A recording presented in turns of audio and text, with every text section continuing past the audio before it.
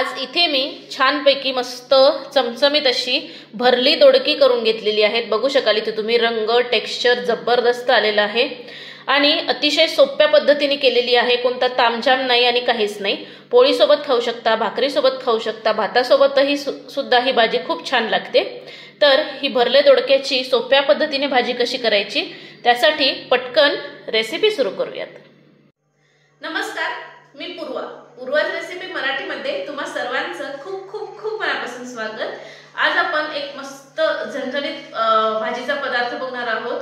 आज आपण करणार आहोत भरली दोडकी। तर भरली दोडकी चवीला अतिशय सुंदर लागतात आणि अफलातून होते ही रेसिपी। खूप तुम्ही पोळी सोबत खाऊ शकता, भाकरी सोबत खाऊ शकता, इवन भातासोबत सुद्धा ही भाजी खूप छान लागते। तर ही भरली दोडकी कशी करायची त्यासाठी लागणारे साहित्य बघून घेऊया।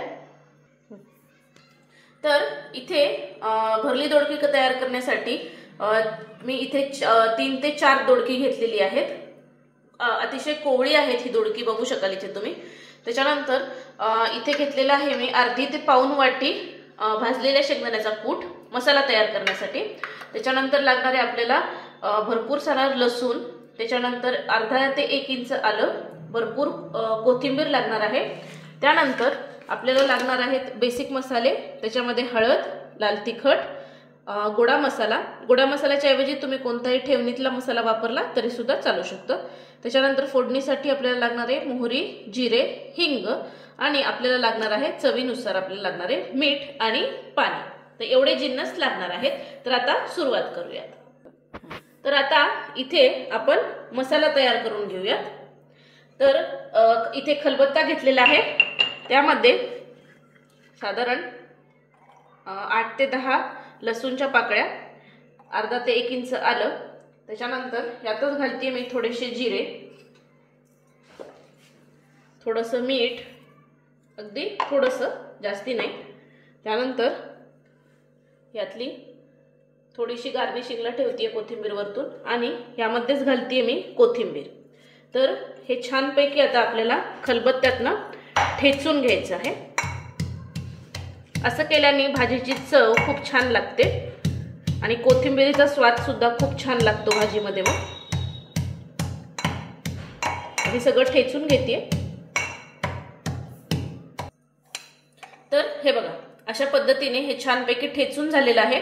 आता यामध्येच मी घालतीये भाजलेल्या दाण्याचा कूट, त्यानंतर यामध्येच घालतीये मी अर्धा चमचा हळद, त्याच्यानंतर 1 चमचा लाल तिखट, तुम्हाला कितपत तिखट आवडतं त्यानुसार। त्यानंतर घालतीये 1 चमचा गोडा मसाला, साधारण 1 ते 1.5 चमचा। त्याच्यानंतर आता हे सगळं घालून झालं की थोडंसं यावरतून मीठ घालतीये। सुरुवातीला आपण लसूण ठेचताना मी थोडंसं मीठ घातलं होतं, त्याच्यामुळे ना लसूण आणि जो आपण आलं घातलेलं आहे, कोथिंबीर घातली, ती पटपट वाटल्या जाते म्हणून घातलं होतं। आता संपूर्णपणे चवीनुसार इथे मी मीठ घालून घेतलेलं आहे। आता हे पण छानपैकी ठेचून घेऊयात खलबत्त्यामध्ये आणि छानपैकी एकजीव करून घेऊयात। हे बघ, अशा पद्धतीने बघू शकाल इथे तुम्ही। तर इथे हे बघा, हा मसाला आपला छानपैकी बनवून तयार आहे। ह्याच्यामध्ये कुठेही आपल्याला पाण्याचा वापर करावा लागत नाही। असं खलबत्त्यामध्ये ठेचून घेतलं ना की त्याला एक संधपणा ऑटोमॅटिकच येतो। शेंगदाण्याचं किंवा दाण्याच्या कुटाचं तेल पण रिलीज होतं आणि लसूण पण आहे, त्याच्यामुळे व्यवस्थित एक संधपणा येतो। आपल्याला ह्याच्यामध्ये पाणी घालण्याची गरज पडत नाही। तर हा मसाला बनवून तयार आहे। आता इथे दोडकी घेतली मी, ही दोडकी सुरुवातीचं हे टोक काढायचं, मागचं टोक काढून घ्यायचं आणि ह्या दोडक्यांचं ना सुरुवातीला ह्या शिरा काढून घ्यायच्या। ह्या शिरांचा ठेचा सुद्धा मी दाखवलेला आहे, खालती डिस्क्रिप्शन बॉक्समध्ये मी त्याची लिंक देते, अवश्य जाऊन बघा। ह्याचा ठेचा या शिरांचा खूप सुंदर लागतो। म्हणजे सालांमध्ये खूप पौष्टिक घटक असतात, ते खाल्लेले चांगले, म्हणून ह्या साली फेकून न देता ह्याचा आपण ठेचा करू शकतो। तर ह्या साली मी काढून घेतलीये आणि आता ह्याचे काय करायचे ना, हे बघा असे साधारण असे इतके मध्यम आकाराचे असे तुकडे करून घ्यायचे। हे बघा अशा पद्धतीने, आणि ह्याला मधून स्लिट मारायची आणि इकडून एक स्लिट मारायची। हे बघा इथून चीर मारायची आणि आपण जसं भरलं वांग्याला करतो की नाही अगदी तसंच हे करून घ्यायचं। हे बघा अशा पद्धतीने। आणि आता ह्याच्यामध्ये आपल्याला हा जो आपण मसाला तयार करून घेतलाय ना, तर हा मसाला ह्यामध्ये असा छानपैकी दाबून भरून घ्यायचा आहे अशा पद्धतीने। हे बघा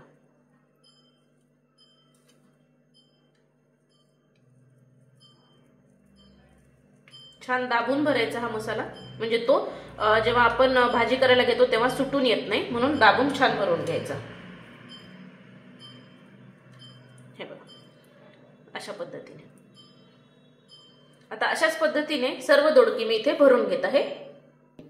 तर हे बघा अशा पद्धतीने सर्व दोडकी मी इथे छानपैकी भरून घेतलेली आहेत। बघू शकाल इथे तुम्ही छानपैकी दाबून सारण व्यवस्थित भरून घेतलेलं आहे। एवढं सारण ह्याच्यामधलं शिल्लक राहिलेलं आहे ते आता आपण भाजी करताना त्याच्यामध्ये घालून घेऊया। तर गॅसवरती एक कढई गरम व्हायला ठेवली आहे, त्याच्यामध्ये 2 चमचे तेल घालून घेतलेलं आहे। आता तेल छान गरम होऊन द्यायचे। आधी तेल छान गरम झालं की मग त्याच्यामध्ये आपण आता पुढचे जिन्नस घालून घेऊयात। तेल छान गरम झाले, आता यामध्ये घालूयात आपण 1 चमचा मोहरी। मोहरी छान तडतडू द्यायची म्हणजे फोडणी खमंग बसते। मोहरी छान तडतडायला लागली की मग पुढचे जिन्नस घालून घेऊया।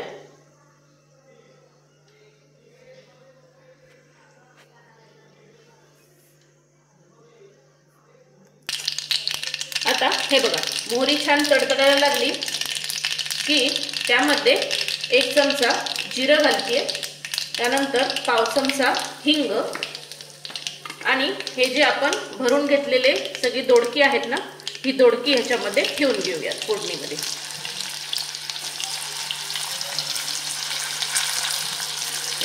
अशा पद्धतीने हा काय सुगंध येतोय जबरदस्त।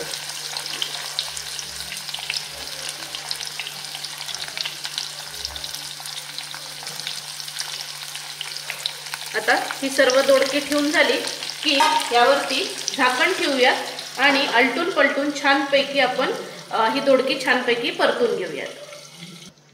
तर इथे साधारण 5 ते 7 मिनिटं छानपैकी मी दणकून वाफेवरती हा दोडका छान शिजवून घेतलाय। बघू शकाल इथे तुम्ही जबरदस्त शिजलेला आहे आणि आलटून पलटून शिजवलेला आहे छानपैकी। हे बघा मऊसर झालेला आहे। आता यामध्ये हा जो आपण उरलेला मसाला आहे ना, हा मसाला घालून घेऊया। शिजल्यानंतरच घालायचा हा मसाला, आणि हा सुद्धा ह्याच्यामध्ये मिक्स करून घेऊया आणि थोडासा जस्ट 30 ते 40 सेकंद परतून घ्यायचा, जास्ती नाही गरज परतण्याची। हे बघा अशा पद्धतीने, आणि हा ह्याच्यामध्ये सगळा मिक्स करून घेऊया। जबरदस्त काय सुंदर सुगंध येतोय। आणि आता ह्यामध्ये घालायचं आहे पाणी। तर खलबत्त्यात जे मी वाटण करून घेतलं होतं ना, त्याच्यामध्ये खाली खलबत्त्याला लागलेलं होतं, त्यामध्येच पाणी घातलेलं आहे आणि हे पाणी यामध्ये घालून घेते। तर आता हे बघा हे छानपैकी ह्याच्यामध्ये मी पाणी घालून घेतलेलं आहे। परत चवीनुसार मी वरतून थोडंसं मीठ घालून घेतलेलं आहे।